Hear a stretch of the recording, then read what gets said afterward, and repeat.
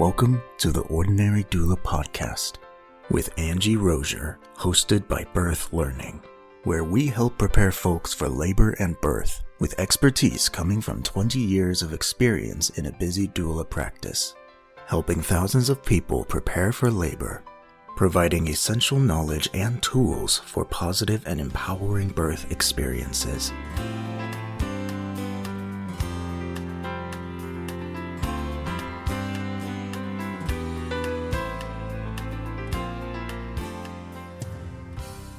Hello and welcome to the Ordinary Doula Podcast. My name is Angie Rozier. I'm your host and I'm happy to be with you here today.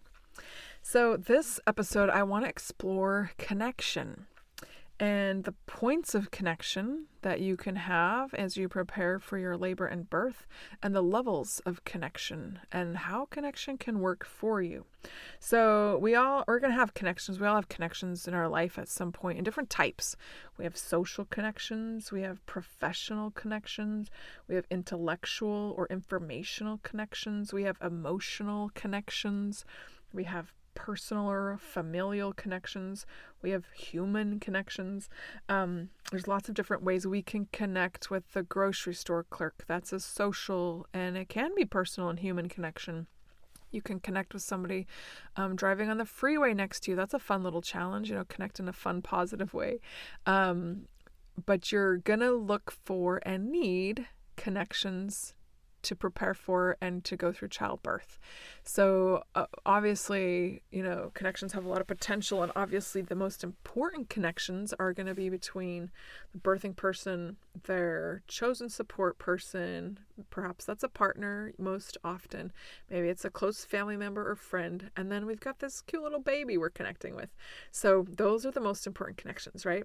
Birthing person and their immediate little unit of whatever their support system looks like. And will soon include a baby. So there's a lot of potential for other connections as you prepare for childbirth. Connections you will come across. Again, the potential is there. The extent, the depth is up to you and what you need and what you prepare for. So you're going to have some professional connections with your provider. Hopefully they're good. Hopefully they're positive. Hopefully you enjoy them and trust them. You'll have some informational connections there. I'm speaking from the role of a doula, so I like to create some informational, intellectual, personal, and emotional connections with my client. And the way we do that the way I facilitate that connection is to spend time together. I like to spend a good 4 or 5 hours with my clients before they ever go into labor. I want to get to know them.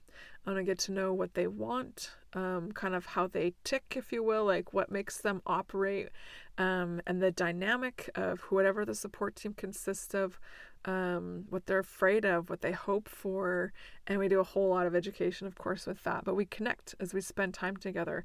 I have been a doula on many occasions. I've volunteered for an organization. I've also backed people up where I walk in cold turkey, where I don't know anything about this person. And that's a challenge, a fun challenge. I kind of love it, but it is hard to walk in cold turkey, not know what's important to these people, what they want. There's still so much value, to having support at that point, but it's a fun challenge for me to speed up the connection process pretty quickly when I don't get a good background and time to do that. But these connections, the most powerful ones are going to stay with you. They're going to have a positive impact on you. My most powerful connections, like with my clients, like honestly, I'm going to love you forever. We're going to do some stuff together. Like, I'm not a permanent fixture in your life, but I am going to love you forever, because the things we're going to go through together are pretty deep connections right there. There's some touch connections that happen. Perhaps you want that connection of touch or connections to lean on. You might lean on someone for their experience or their knowledge, or just that they're there for you. You might have everyone connected to you. You might not want a lot of connections. Some people want minimal folks around them. Some people want, just kind of be solo during their births, and minimal connections is better for them. A lot of times in these settings, as you're during labor, there's often a helper and a receiver of help. And that can go in many different directions, but a lot of times we're set up to be helping the person in labor. That's the receiver of the help. So the connections come in those different levels toward that person. Not everyone on the team is going to be touching and offering touch, comfort, or physical connection, but the partner generally will offer that touch points. Doulas oftentimes do that.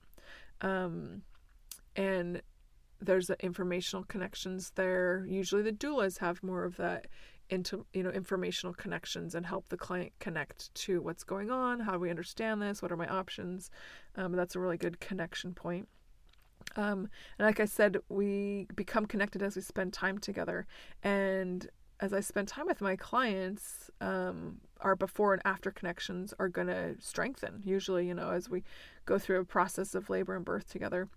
There's one particular time I learned a lot about connection. I was helping a client 2-3 years ago. This is in Winston-Salem, North Carolina. Awesome client, so great, first-time parents. They prepared well. They were cute. Every time I went to an appointment with them, they said, "Look, we're going to have dinner. Will you have dinner with us?" So I'd go and they'd have this cute little 3 plates set out for dinner, and we had a great time. We covered all the information we need to cover as we spent time together, learned together, prepared together. This particular visit, our second visit together, our second prenatal, so it was going to be the last one before labor began. We had a unique experience together that none of us saw coming. It kind of surprised all of us. They had 2 dogs, 2 beautiful dogs, one bigger than the other.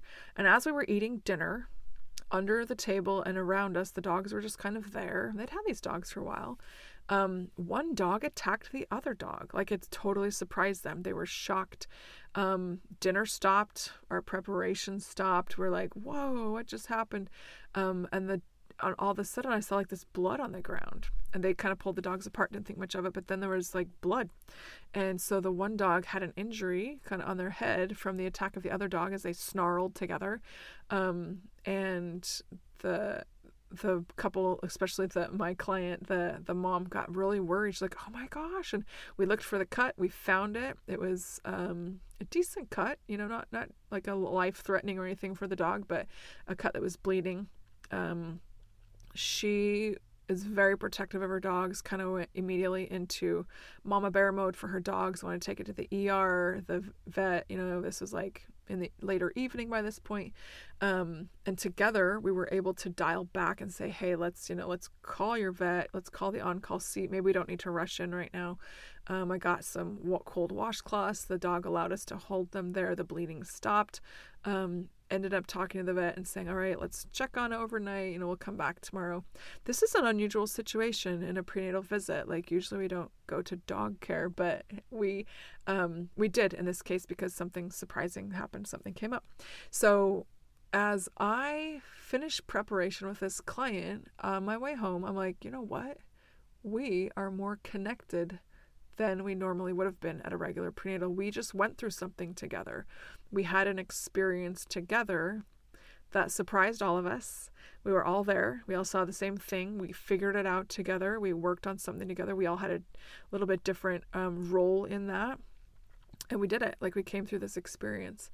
And as you think in your life, the people you're connected to, it's probably because you've had experiences with them. We all get to live in some kind of a family situation where you're going to have a lot of experiences, right? The mundane, the exciting, the boring, the terrible, all the things. There's a small circle of people in our lives we get to have all the experiences with, or a lot of them anyway. There's people that we have very few experiences with. We're not super connected to them. But as you prepare for childbirth, think about the connections that you want and that you need and who is going to be there to fulfill those. So I helped this client have a baby, awesome delivery, beautiful. It was just beautiful. And we went into this a little more connected than I was with a lot of my other clients. I will say by the end of a client experience, we're extremely connected. We've, done labor together, birth together. I get to be a witness to all that. They've met their baby. And of course, I do want those strongest connections. The most important connections are going to be between mom, baby, and partner. That little, if it's a dyad or a triad, we want those to be the strongest connections. So everyone on your team, you're going to connect with them. Your nurse, you may not have a deep connection to, but you might have an incredible nurse who's with you for 12 hours. And she's good at connecting and you want her connection. You might have the opposite. You might have a provider you already are connected with. You might not. I have a particular client who has had some traumatic birth experiences and has found herself a provider who is so amazing, takes her time with her. Their connection is deeper than almost any I have ever seen on provider and patient level. She's on a third pregnancy, which happens to be twins, and so she's thankfully got a really great connection with her provider because she needs it. She has some challenging complications that she has to overcome during pregnancy, both medically and emotionally as well. So there's a few times I want to touch on when there has been, oh, by the way, the connection that you seek from people as the birthing person, that's up to you. And it's very organic, right? You're not going to connect to somebody you don't want to connect to. Nobody can come in and force a connection. So that is up to you, who it is that you connect to. I will say, usually if someone's hired a doula, they have chosen a connection, right? They might not realize the whole extent of what that connection will become, but obviously they're reaching out. We have a helper and a receiver there a lot of times. And if you're seeking support, then you're seeking a connection, of course. So the intensity of the connection varies a lot. There have been a pretty large handful of times when the connection has been deep and intense. I've had the opportunity to look deep inside and witness someone on a soul level many, many times in my career. I say many times, but it's not the norm, right? It's a little bit on the rare side to have that deep of a connection. It's so deep that it's uncomfortable, but meaningful. I'm not used to, in my life, having that deep of a connection, but in my role as a doula sometimes, it's there. Sometimes it's a very brief connection. Sometimes it's longer. Sometimes it's hard to hold and may not, or maintain and hold on to that. But it is deep level. And usually, I'll tell you when this is. This is usually in the toughest times of labor, so oftentimes transition or pushing, and it's when someone is desperately seeking, they're just desperate and they're reaching out to humanity for a lifeline, and they're going to choose who they reach out to. Sometimes it's a partner. I've seen that many, many times, and hopefully there's already a deep connection there, but they reach out to that partner, whether they're struggling through this portion of labor, through the difficult part of labor, or they're struggling to make a decision, right? Or they're struggling with how things are going. But that deep connection that I've been honored to do several times, many, many times. But again, it's not as, it doesn't happen at every birth, of course. It just leaves your soul feeling fulfilled in a really kind of cool way, and teaches me that we need connection. As human beings, we need connection. We can want and control any or many of our connection needs, but sometimes we kind of look for the occasional surprise connection that we didn't see coming up, and I count that as a gift. It's an absolute gift to have that, to come across that deep connection with someone. There have been times of tragedy that have brought that deep connection on, when I'm sorrowing with a client or mourning with a client about the loss of something, the loss of the birth they wanted, the loss of a life sometimes, or I've even mourned with partners with the loss of life of a mom. That creates a connection none of us wanted. Sometimes I've done that with other doulas, as we've been working together on a client and there's been a tragedy involved, we connect, and we need that connection. But it's been, as I look back in my career, it's intense. It's super, I'm trying to think the last time that it happened. I saw it recently at a birth where a mom, it was an amazing birth and she worked really hard, and it was hard for her.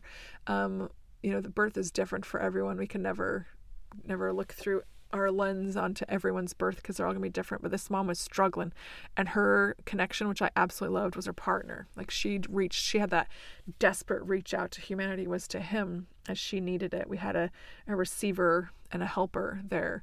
I'm thinking of one recent birth, an incredible unmedicated birth, where that moment of panic happens. Doesn't happen for everyone, of course, but this is just, before before the baby's born, pushing when things the intensity reaches a crux. And this mom and I had this really deep connection. I had to keep her present. I had to keep her in the moment as she was just crossing that last little bridge to get to her baby. And we had that awesome, rare gift of kind of looking into each other's souls, which was kind of cool. So connection's cool. It might surprise you. We plan for it, but I think we're oftentimes caught off guard as to the intensity of it. And which isn't a bad thing. It's a good thing. Hopefully that doesn't mean that we're in a tough situation, but look for connection because it will be there. And that is your reach out to humanity. Whoever your humanity is, whoever it is that you need to connect to, it can be there. Yeah, and it might surprise you where it can come from. And then during those times of challenge, during labor, and you can carry this into the postpartum period as well. Like we could do a whole nother podcast episode on connection during postpartum and how important that is. It's not as acute, it's not as intense as that moment, the right before the baby's born or crowning or whatever during transition, the hard stuff.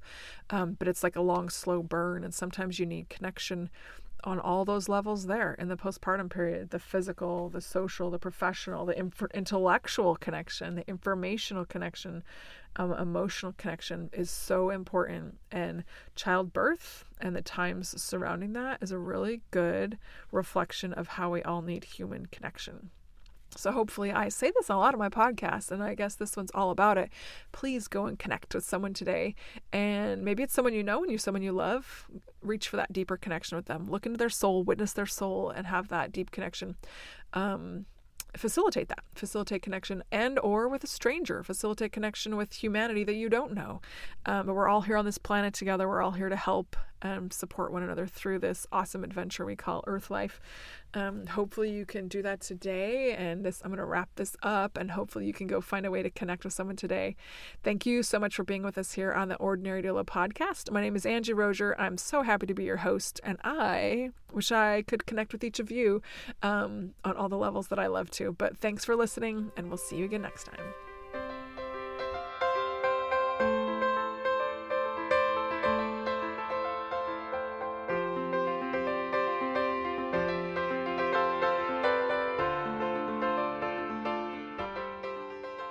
Thank you for listening to the Ordinary Doula podcast with Angie Rozier, hosted by Birth Learning. Episode credits will be in the show notes. Tune in next time as we continue to explore the many aspects of giving birth.